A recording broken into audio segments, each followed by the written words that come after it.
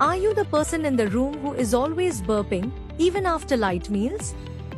It may not just be due to overeating or stress, it could be GERD, also known as acid reflux. GERD occurs when stomach acid flows back into your esophagus, irritating it. This irritation can cause you to swallow more air, leading to constant burping.